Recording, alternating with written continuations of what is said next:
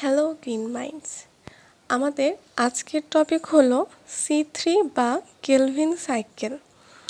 এই চক্র টাইপের কোশ্চেনে আমাদের অনেকেরই সমস্যা থাকে যে সাইকেলটা কিভাবে, এত বড় সাইকেল কিভাবে মুখস্থ করব, বা সাইকেলটা যদি মুখস্থ করিও তাহলে যে রাসায়নিক সংকেত দিয়ে সাইকেল লিখতে যখন বলে তখন আমরা কিভাবে সেটা বেশি দিন মনে রাখবো বা কিভাবে করব।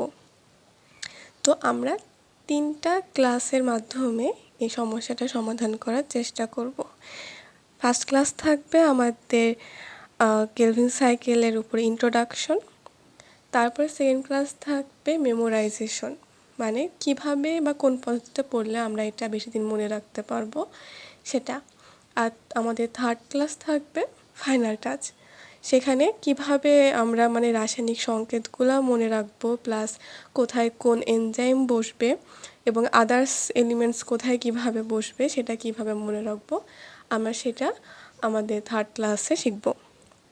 তো আজকে আমরা শিখব আমাদের ফার্স্ট ক্লাসে হচ্ছে ইন্ট্রোডাকশন, যেটা হচ্ছে কেলভিন সাইকেলের ইন্ট্রোডাকশন।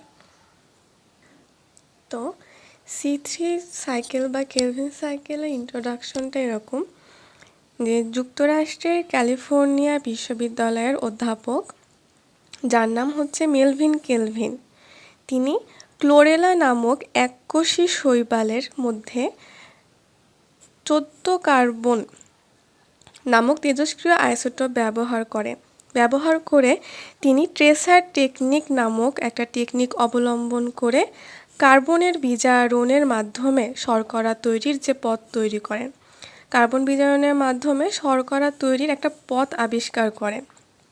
যে পথটা তিনি আবিষ্কার করেন সে পথটাকে আমরা বলছি কেলভিন সাইকেল। যেহেতু সে মেলভিন কেলভিন আবিষ্কার করেছিলেন, তাই কেলভিনের নাম অনুযায়ী নামকরণ করা হয়েছে কেলভিন সাইকেল। কিন্তু এটাকে C3 সাইকেলও বলা হয়। কেন বলা হয়? কারণ এ চক্রের প্রথম উৎপাদিত যে পদার্থটা সে পদার্থটা হচ্ছে 3 কার্বন বিশিষ্ট। সেটার নাম হচ্ছে 3PGA বা 3-ফসফোগ্লিসারিক অ্যাসিড। এই 3-ফসফোগ্লিসারিক হচ্ছে কেলভিন সাইকেল বা C3 চক্রের প্রথম স্থায়ী যৌগ। এর জন্য এটি 3 কার্বন বিশিষ্ট বলে এই হচ্ছে সাইকেলের নাম রাখা হয়েছে C3 সাইকেল। আবার মেলভিন কেলভিনকে এই চক্র আবিষ্কার সাহায্য করেছিলেন বার্সন এবং ব্যাশেম। এর জন্য খেয়াল করে দেখবা অনেক জায়গায় হচ্ছে চক্রের নাম হিসেবে থাকে কেলভিন, বার্সন অ্যান্ড ব্যাশেম সাইকেল। ওনারা কেলভিনের সহযোগী ছিলেন বলে এই চক্রটার নাম কেলভিন, বার্সন এবং ব্যাশেম সাইকেলও বলা হয়ে থাকে।